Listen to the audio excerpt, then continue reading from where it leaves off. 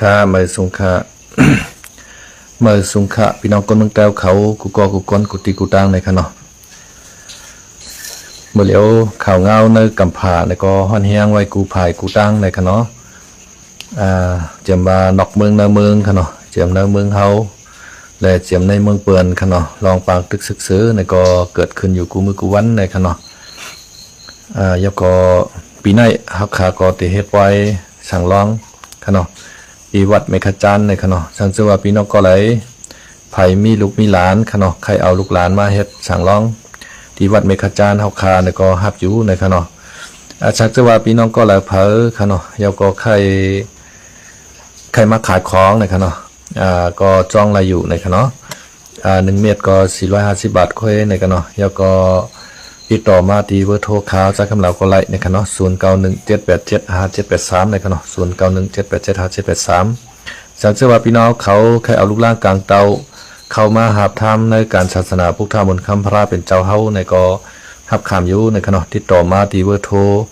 0917875783ในขณะ0917875783ในเฮาคาก็หับเฮ็ดไว้สั่งร้องในขณะที่วัดเมฆจันทร์ดีเจเวงมีแดงเสดวันเกียงใหม่ซึ่งไทยในขณะเฮาขามาตัวข่าวหมดจังหนังตั้งนอกเมืองกันในขณะเมื่อเหลียวในตั้งเมืองยูเครนก็ถูกตั้งเมืองรัสเซียขณะมาตึกจีเขาเจอมือปี2022ปนมาขณะวันที่24 เดือนธันวาคมปี22ในขณะเมื่อเร็วมาถึงมา2025ในขณะข่าวต่างก็มี3 ปีป่าเย้าในขณะเมื่อเหลียวก็ตั้งสหรัฐอเมริกาในขณะก็แปลว่าจอมซึ่งมันแหลกหลายก็มันกว่านะครับเนาะมือจอมซึ่งโจไบเดนแล้วก็จอยแถมเมืองยูเครนจอยแถมตั้งนำตั้งหลายนะครับเนาะจอยแถมตาหมอกกันโพเงิน1.8 ล้านนะครับเนาะ1.5 ล้านถึง 1.8 ล้านถึงกอมฮูค่ะเนาะข่าววางอันก็ว่า 1.5 ล้านข่าววางอันก็ 1.8 ล้านโดนัลด์ทรัมป์ทำว่า300,000 ล้านในขณะ300,000 ล้านเลยโดนัลด์ทรัมป์มันใครขึ้น500,000 ล้านในขณะใครมือขุดเอาแร่เอิร์ธอันนั้นขณะแร่เอิร์ธในก็เฮ็ดหลายๆซื้อหลายเมียวในขณะเฮ็ดตั้งนิวเคลียร์เนี่ยเฮ็ดตั้งว่าจังหนังเครื่องโทรศัพท์เนี่ยในจังได๋ขณะเฮ็ดตั้งเครื่องคอมพิวเตอร์เนี่ยเฮ็ดแบตเตอรี่เนี่ยในก็ทำหลายๆซื้อหลายเมียวในขณะแร่เอิร์ธว่าในเป็นแร่ที่มันหายากในขณะยาก็สมีดีในเมืองยูเครนในขณะชัมโตกว่าที่ในมือราชาแบบในขณะและเอิร์ธในขณะใน4 แคว้น4 จังหวัดของราชาในขณะราชาเขายึดไว้ในวัดเจิงโตเนตเขาจะในซาโปริเชียเขาจะในขณะมีแต่4 จังหวัดค่ะโมเดลในหุบชิมไว้นังดินยูเครนตา20%ในขณะราชาในขณะโมเดลในโดนัลด์ทรัมป์ในก็ซ้ำใครปล่อยไปยุโรปเขาหน้าโตเขาในขณะสามารถปันแห้งปูตินในขณะมันก็ใครเป็นวันเจ้าหนังผลิตการมันอันที่มันคอยในมันคอยแต่3ก็ครับว่าต้นโนท่าเลยฮะมันคอยสีจิ้นผิงมันคอยปูตินเมืองรัสเซียขนาดมันคอยเกาหลีเหนือมันเคยยิบอาณาจะให้นันต่อโจชุดปานั่นขนาดเนาะเพราะเอาตั้งติโมคริสีวัดได้ก็4 ปีเปิ้นปุ่นเปลี่ยนปูดกันเฮ็ด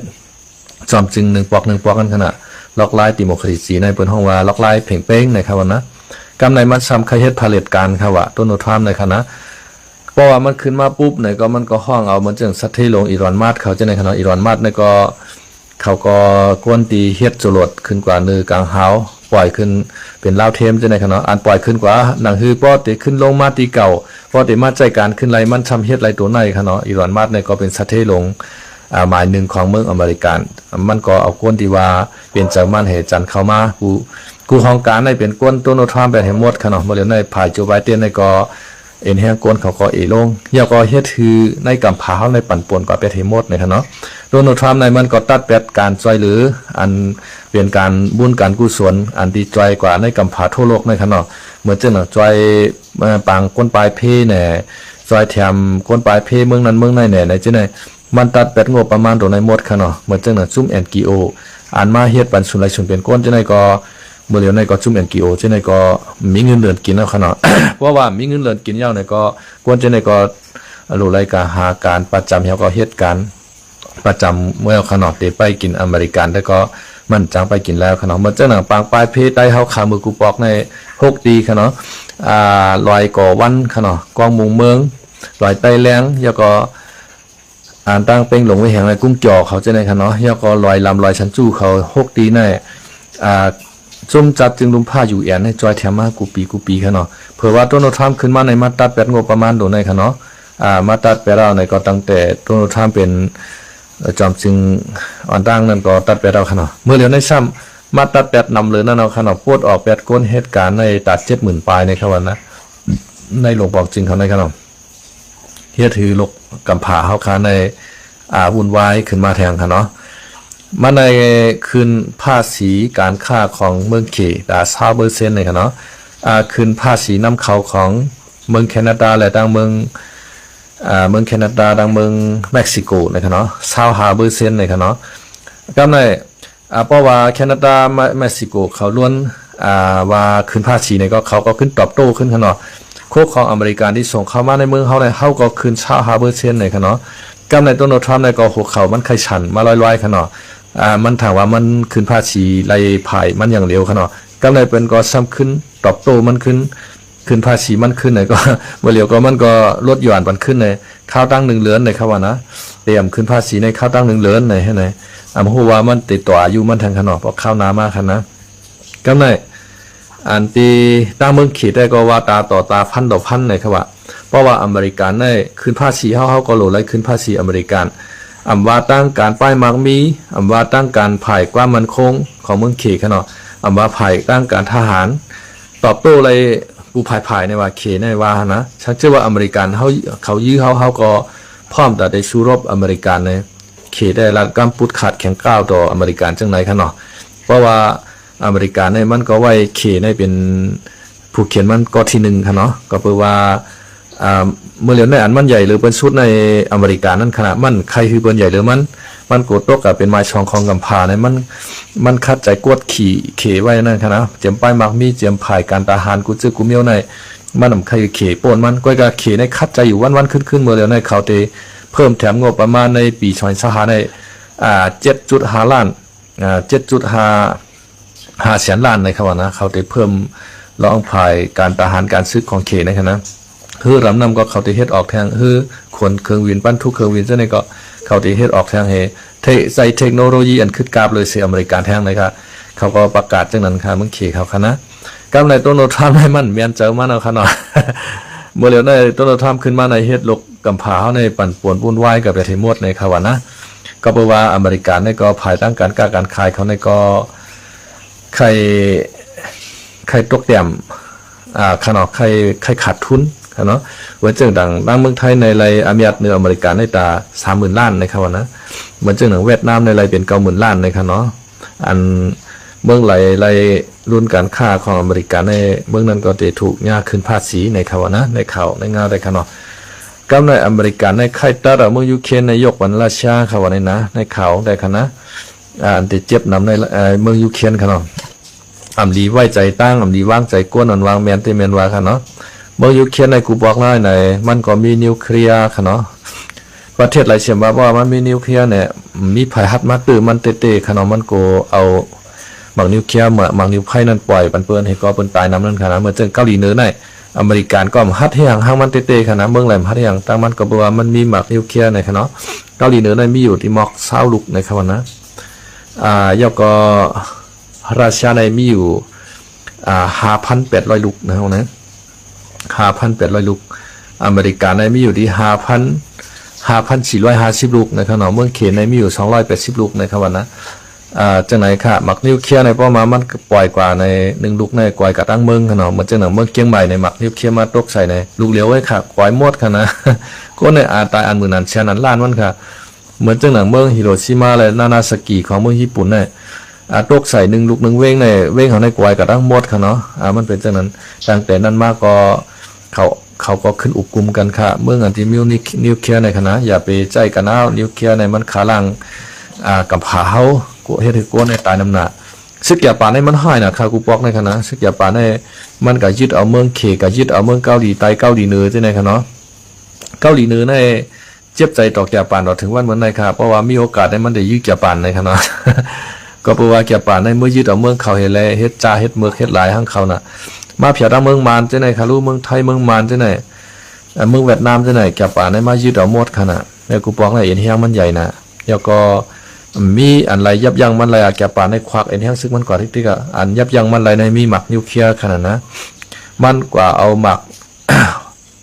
เอาเครื่องบินในต่างหมากกับคณะกับปล่อยใส่เมืองฮาวายของอเมริกันในเมืองพ้องนั้นในมันใครสุกยุงจอมสงครามปล่อยปังตึกกำผาในคำว่านะใครสุกยุงใครอยู่ก็เหลียวเย็นก็ในมันอยู่ก็เหลียวเย็นนั่นและจะปานให้กับเอาหมากปล่อยใส่มันนั่นตั้งเพราะจะปานเอาหมากปล่อยใส่มันเอาเลย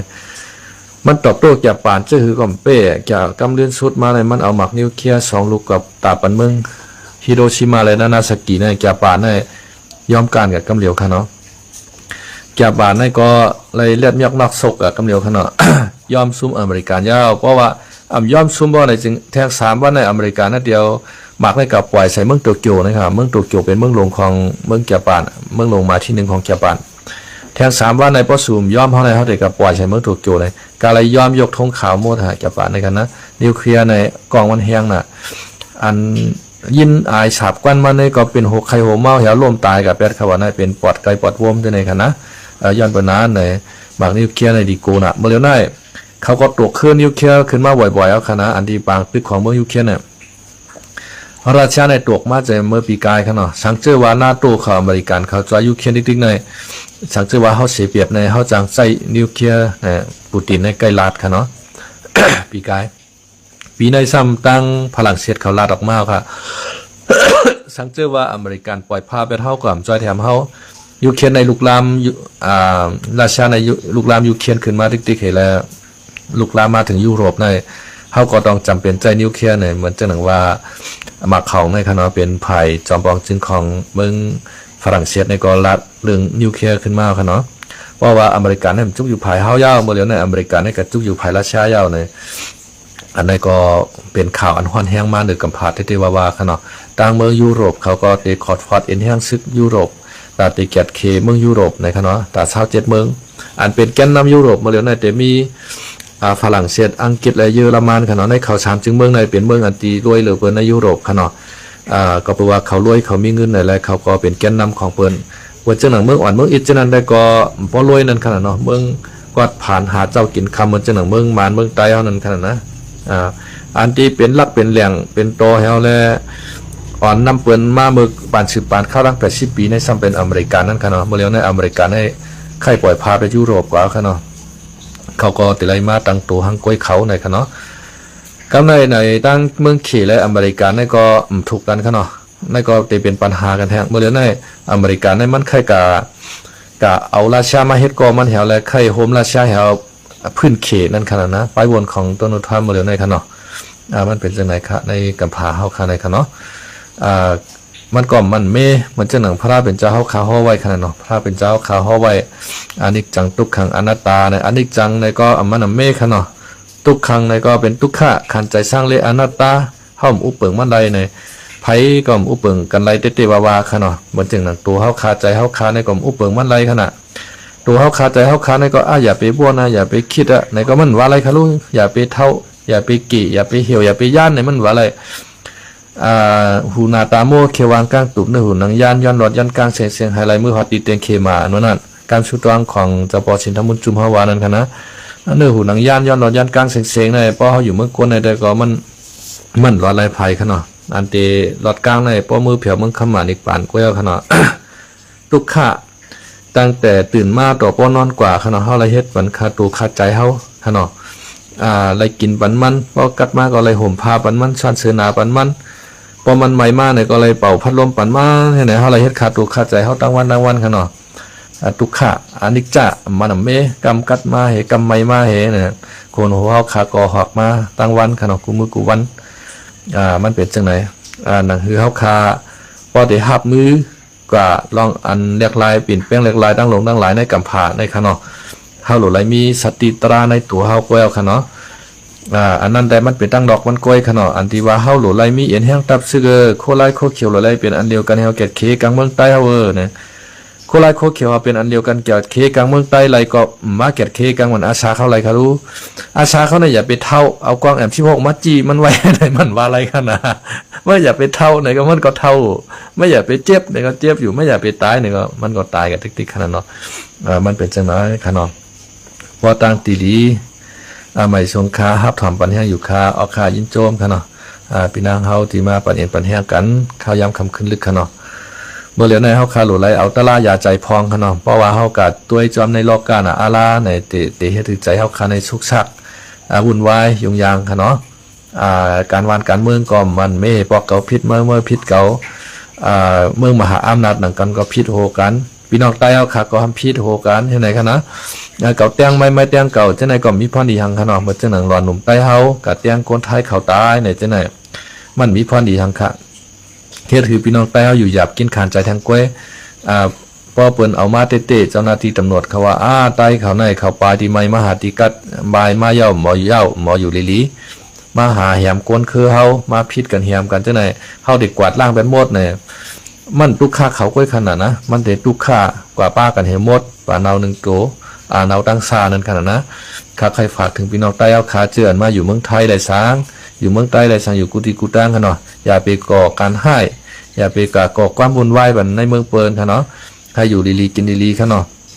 กำพองเจืออันเป็นใจหล่อนใต้เฮาเขาคังหล่อนใต้เฮาก็ว่าสูอยู่ที่เกี้ยงใหม่สูก็ลีกับใจเฮากับจอยกับแถมเขาอันหล่อนไทยเขานั่นเฮ็ดเขาอันตั้งว่านั่นในวันนะอันเขายอบมัดให้เฮาเลยเอาปล่อยตกนงนำปิ้ง2ก่อให้เฮาขึ้นไปออกมาให้เฮามาเก็บแค่นั่นดีเตงขำพิษเนี่ยว่ากำพองก็เตรียมมาในคอมเมนต์ของคาค่ะเนาะข้ามาเจนจัดตัวค่ะเนาะข้ามาอยู่เมืองไทยในก็หึงปียาวข้าวหึงนะบ่ใครจำชาวปีข้ามกว่าหาพิษไผข้ามกับหาลำพันคนไทยก็ลำพันคาค่ะเนาะเพราะว่าเฮาอยู่ลีกินดีๆมีไผมาหาเฮ็ดเฮาค่ะแล้วนะอันเหมือนเจ้าหนังว่าตั้งกาดลงว่าพักตูตาเป้ว่าในตีมันมีหลอนวายรุ่นให้ไก่พิษกันแต้งกันนั่นเพราะมันลึกๆมาข้ามกว่าขนาดเพราะกว่าในเตกันย่าหลอนวายรุ่นเพราะเขาเฮ็ดเฮาเฮ็ดเฮาเฮาได้เฮ็ดเฮาเขาได้เฮ็ดเฮาครับกะยักด้วยนาเขาไอ้ก่อมไล่ขนาดนะเขาก็ป้ามิดป้าเลี้ยวตัดเสียให้ไหนข้าวยามตี2ตี3น่ะจอมในตัวเวงเกียงใหม่ในเขาทำขี่ลวดเฮเลเสียงป้อหลังบูนั่นค่ะนะก้นเท้าก้นเก๋นอนบ่มรับลายปอกในค่ะนะเฮาจะในมันเฮ็ดนั้นค่ะรู้พอถึงว่า9 โมง 10 โมงเฮาเขาก่อนวานเฮพอเฮาใครกะเลก็กะเลเมื่อเจ้าเฮา7 โมง 8 โมงก็มาขวางมาห่อเฮก็นวานกำนำในคาเต็มเดค่ะเนาะคาก็เตอยู่ที่ห้องคาก้อยก็มีตั้งโหลพอมีตั้งโหลก็กะเลพี่ๆน้องๆเฮก็มาเฮนะวางปอกมาหันหลอนใต้เฮาหลอนก้นไทยว่าจ้ำพักดูตาเป้เนี่ยดีโกลิกากนะครับพี่น้องเขาค่ะเนาะมายกรถเขาขึ้นว่าในขี่รถเคกันว่ายังว่าในเฮาบ่ค่อยกว่าฮะเพราะที่เจังนั้นค่ะนะกูตายฟรีกันเนาะอันที่เขาเฮ็ดเฮาเนี่ยเฮาตายกว่าแต่ว่าเฮาได้เขาได้กะขามจื้อเฮาขาก็ฮู้นั่นกันนะเฮากว่าในเฮลีเฮาค่ะนะอันที่มันมีปัญหาสุกซากกว่าน่ะหลอนไปเขาจังได๋ก็ห้ามกว่าให้อังคละเข้ายามตี 3 ตี 4น่ะตั้งพักถูกเกี้ยงใหม่ว่ากะไรว่าในจังได๋ค่ะนะช่างเจอว่าเขาอยู่ห้องก้อยเขาลีเปิ้นมาเฮ็ดเขาที่ห้องนั่นแหละกะแต้งเขาตายในห้องเฮานั้นได้เฮามีตั้งพิษว่ามีตั้งพิษเสตาก็อาบยัดมันใหญ่เปิ้นเฮาว่าเฮาเก็ดเขตูในก็ตั้งไรขนาดนะอันนั้นซ้ำกับลำแต้งกันในกลางกาดกับลำแต้งกันในกลางกาดกับลัดจะหือก็เปิ้นยุ่มค่ะแล้วนะเนี่ยพอเอาคนตายนี่มันก็ตื้นพิษอยู่ว่าดิเตมันดิเฮ็ดค่ะเนาะคนเฮาเนี่ยเกิดเป็นก้นมนเป็นทางมา1 จุด 1 จัดในมันหยาบนะมันหยาบตีไรในมันหยาบตีปอเมเฮานั่นค่ะนะแต่มือเฮาขาป้าตองเมเฮาทุกขาย้อนเฮาน่ะเมมันเหตุการณ์แล้วปอมันทำกะหามาเล่งหือไรไข่ย่อยกะเหตุการณ์รายวันกินจังเปิ้นเห็นมาเล่งเฮาเกิดมากวนมันเตใหญ่เตเป็นบ่าวเป็นสาวมาแน่ใจง่ายๆค่ะสวงเฮียนแทงในกาเฮียนมันก็เชงนำแทงนะกวนเฮาตาเตใหญ่มากกำไรฮาบากูลูกเฮาพออยู่เมืองเฮาในกูลูกเฮาก็เฮ็ดซึกว่าก็โคลายอบก็เฮ็ดซึกว่ากูโคเขียวยอบก็เฮ็ดซึกว่าในโฉมมาเมืองไทยมาอยู่เมืองไทยซ้ำมออยู่ดีๆขนาดนะพอมีได้ฮักลูกล่างเจ้าเก่าเนี่ยนะถ้ามาตั้งกลุ่มตั้งแก้งเฮาก็เหลี่ย5,000กันเฮียมกันโหจังนั้นมันก็มีพรดีหังค่ะนะพอหายเต้ๆเนี่ยข้าก็ยามรัด นี่ไล่มันหนูค่ะนะมี2รองครับพอหายเต้ๆในค่ะนะเกือกหน้าฆ่ากันเฮียมกันพันกันน่ะ1กว่าสมัครตีมวยค่ะเนาะค่ายมวยก็มีหลายๆค่ายในเกียงใหม่ในค่ะนะข้าแต่มาย้อนสมัครเป็นลูกน้องตะเป้เนาะกว่าตีค่ายมวยปุ่นตีพึก หึงแขนกะตีเปิ้นคือมันบ่เปงว่าหั่นกูตีเนี่ยแต่ไรเงินอ่านโหราณย้อนมันแต่ไรมากแต่ไรมีแต่ไรรวยย้อนมันค่ะนะแต่ไรเฮ็ดเฮินเฮ็ดจีแคมๆเอาปันปอเมเฮาอยู่แทนก่อนเหมือนจังหนังไอ้รถทางจิตเมืองโน้นเขาไหนไอ้ซุปเปอร์เล็กเขาไหนเหมือนจังไอ้โบขาวเขาไหน เขาตีมวยเนี่ยเขารวยมหาศาลเขารู้เงินเขามีเป็น100 ล้านพันล้านอ่ะ เป็นชาชูเขาในคณะว่าให้ในหลวงเฮ็ดจังนั้นก็เหมือนจังนั้นพี่น้องเจ้ากะเหลี่ยงกองนะไอเสือแปลกในคณะเมื่อเหลียวในรวยน่ะรวยมหาศาลเขารู้ไอเสือแปลกในมันกัดปีอะไรก็มันเปเปิ้นกูเตียมันไหลชูรางวัลมามันก็พึกปันหวานกะเหลี่ยงเขาในให้หมอตีมวยจังมันในตั้งค่ายมวยขึ้นมาให้รู้เมื่อเหลียวในคณะเพราะให้ในหลวงเฮ็ดจังนั้นน่ะในให้มีพรดีกันนะเพราะว่ามันชุมันการกันในเปิ้นถูกเขาหนอกกันในเข็มวิธีเนี่ยเปิ้นเนี่ยหาหมอยามาเอาเฮาลงกว่ากำเหลียวขนาดเปิ้นกูเฮาตายคณะเนี่ยมันประกันชีวิตเท่าไรจังไหนครับอันนี้หายมีพรดีคณะได้กัดเตี้ยงกันหนูจ้อมกัดลงว่ากัดเมืองใหม่ว่าไหนมันมีพรดีขนาดตายพี่นะ ตายพี่ กำไรทำหายข้อที่2 หายข้อที่2เนี่ยเฮาหลุไรมือเอาเจอจาดวานเมืองเฮามือเหลียวในเมืองเฮาใน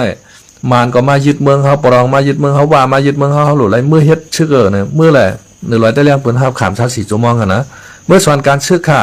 สอนการซื้อกว่า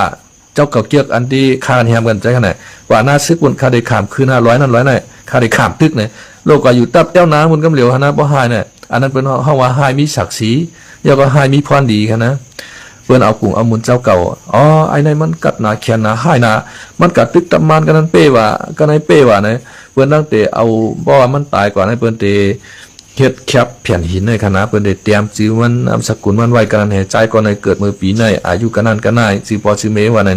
เปิ้นตั้งแต่เอาปู่จอมมู่จ้าไว้ค่ะที่ลอยใต้แรงในเปิ้นมีนะก็ชื่อก็หารเขาที่เปิ้นตกซุมนาซึกเลยนะนั่นค่ะเปิ้นปันจื้อปันเชียงมันหายค่ะนะในมาแหมกันหนุ่มจ้ำเกี่ยวกับเวงเกียงใหม่นั้นมันมีทุหางค่ะนะเฮ็ดคือพี่น้องไทยเขาจังเฮาเฮ็ดคือเปิ้นจังเฮาเฮ็ดเปิ้นไข่ลือโผเฮามือบ่ลือมือหมดแล้วในซ้ำแค้นๆน่ะยาวเปิ้นได้โฉมมือกับตั้งตาขี้เล็กมานก็ไปหับโคตาขี้เล็กนะแต่เดียวเฮ็ดซึกขนาด ก็แปลว่าซึกมาในมันการซึกหนาวขนาดกัดตึกตั้งยางก็เป้ยางกับตึกปลองเป้ปลองตึกข้างเป้ข้างในก้นเขาตายน้ำหนาวหมดแล้วในมานเขาก็โหลดซึกหนามานก็ได้ยอบเอาค่ะโคไลก็โหลดซึกโคเขียวก็โหลดซึกปลองก็โหลดซึกโอ้ให้นั่นกูหมูกูจุ่มค่ะหมดแล้วในก็เจ้าหน้าที่เขามือถอดเขาได้เปิ้นไปยางกันหิมอเฮ็ดซึกเอาค่ะนะ ก้อยน่ะอาเปียตักพิษลึกจังไหนข่าววันว่าเปิ้นเต็มเอามือถอกแปดขนาดเปิ้นเตปันตามตกคอกก็หึงๆแน่นั้นก็ตกคอกเมืองไทยในก็คอกมันก็ไหลกินกันเนาะ ตกไอ้เฮา7 ปีเนี่ยก็แฮมเปิ้นตายเป็นก้อนในคั่นนะปล่อยออกมาขึ้นน่ะแต่ว่าปล่อยออกมาให้สังเมืองเขน่ะว่าเอาเปิ้นตายนี่เปิ้นตามตายค่ะรู้ก็แปลว่ามันเอาเปิ้นตายในขณะเมืองเขน่ะว่าคนกายาเมากำให้คนแหมเปิ้นตายน่ะมีเขาเลี้ยงมันในค่ะว่าเอากระตกคอกไว้3 วันแฮเปิ้นก็เอาออกมาประหารชีวิตแบบที่ขาเมืองเขน่เขาบ่ฮัดหายอย่างไรแกนคอลเซ็นเตอร์ลูกเมืองเขน่มาเพเมืองไทยเมืองลาวเมืองมาน่ะในเขาเฮ็ดผิดที่เมืองเขบริกไทยบริกเขน่ตำรวจเขน่ลำตีลำยอบเขาอยู่ไรเขาปลายมากคั่นน่ะบ่ยอบระยะในเขเขาปันตามตายคั่นนะ มาหายอยู่จอมเหรียญลิ้นในคั่นน่ะนะแกนคอลเซ็นเตอร์จังได๋มันเป็นลูกเมืองเขคนมาหยอกเหรียญกินเงินเปื้อนคั่นเนาะขาใจคำเหล่าก็ลึกเอาขนาดเตมีหมอกกันนายเคยฝากถึงพี่น้องใต้เอาขากูเจ้าขนาดว่าเปิ้นว่าค่ะขนาดให้อ่อนกันเฮ็ดตั้งดีกุโสนำขนาดลองวันลองมือเฮาคันในก็ป้อวนจอมน่ะอาลาก็ปวดสมองปวดหัวเฮาขนาดเฮาโหลดไรเฮ็ดตั้งดีกุโสพองเฮาโหลดได้จอยไรแถมกันพองนั่นขนาดนะนังตาลาสมาธิเฮกะวัดกะว่าเฮให้ในพองขนาดเฮ็ดกินนั่นขนาดนะกวนเฮาในบ่ขาดตายมือกะเหย้าอันเด็ดจะพร้อมจำไปเฮาค่ะก็มีตั้งดีกุโสในค่ะเนาะกำพองว่ากุโสในมันหันตัวมันโลในว่าป้อมหมอต้วยค่ะนะป้อเอาหมักตาญาณปิญญาให้ต้วยในหันอยู่ค่ะหางดีเตหางดีว่ากำพองในค่ะนะปือลือหางดีซัมมากซัมมีซัมหมออุบหมอลาดเฮาค่ะมาต้วยพระเอกนางเอกเมืองไทยในค่ะแหละเปิ้นกะจ้างโฆษณาสินค้าเปิ้น1จิ้น1เมียวค่ะเนาะเหมือนจึงว่ากงมณีบริษัทของยาสีฟันนี่แหละคือพระเอกนางเอกนึงก็ได้มายิบยาสีฟันในสีในเปิ้นว่าแค้มหน้ายาสีฟันอันไหนในกาจ้างตัวเขานั่นเป็น100,000 200,000เขาว่านะพระเอกนางเอกน่ะบ่เลยเปิ้นหางดีเอาขนาดเงินในเปิ้นสำหาง่ายน่ะย้อนเปิ้นสังหารในย้อนไปว่าเปิ้นไรเฮ็ดไว้การดีกว่ามุกุโสมือจัดก่อนเปิ้นนั่นขนาดด้านในเปิ้นก็เลยมาขำจ้าจำจ้ามาก็ซ้ำไปเลยผ่านช้ำหังจ้าขนาดนะโอ้หาเจ้ากินคำเขาได้กินป้อมมีนั่นขนาดนะอันนั้นเฮียงอะไรมันเป็นนานๆเนี่ยมือจัดก่อนมันไรหลู่ไรต้านขี้ถี่ขี้จึงแล้วก็สิเกเปิ้นสิเกเฮตากูเปิ้นไรลีไรเปลี่ยนนั่นขนาดนั่นพระราชเป็นเจ้าเฮาขาฮอมากวนบ่เหลียวในมันบ่วนถึงกรรมพระราชเป็นเจ้าเฮาขายาวพอเก่ามาเก่ามีเก่าไรกินหูเก่าเปาะให้ไหนมันก็เหลเปียดเปิ้นเรียนเปิ้นงไว้ให้นะกำพองก็เฮ็ดวัด ไปถึงข้าวยามต่อวัดก็ใจเปิ้นก็ต่อว่าในจังได๋คั่นนะมีครับพี่น้องใต้เฮาคันในคั่นนะ ไปถึงข้าวยามต่อวัดต่อไว้ใจกันกับต่อวัดย้อนเงิน50,000มาหน่อยจำใจไหนมีนะครับเมื่อเร็วหน่อย เปลี่ยนพี่น้องใต้เอาขาในขึ้นหลอกกันก็มีค่ะนะพี่น้องคนไทยเขาหนังกันก็หลอกกันก็มีเนี่ยเหมือนจังว่าขายคำปลอมเนี่ยยังแหน่ในเปิ้นยอบกับบริษัทจื่อเสียงดังเนี่ยนะ อากาศปานวันเมืองเมื่อเร็วในก็มันก็มีมานำหน้าเฮาขาหลุดไหลเอาตาลาพระราเป็นเจ้าใส่ใจเฮาเฮค่ะเนาะอายุเฮาขาก็อำถึงปากอาชาเฮาก็อำถึงเฮียงเหตุการณ์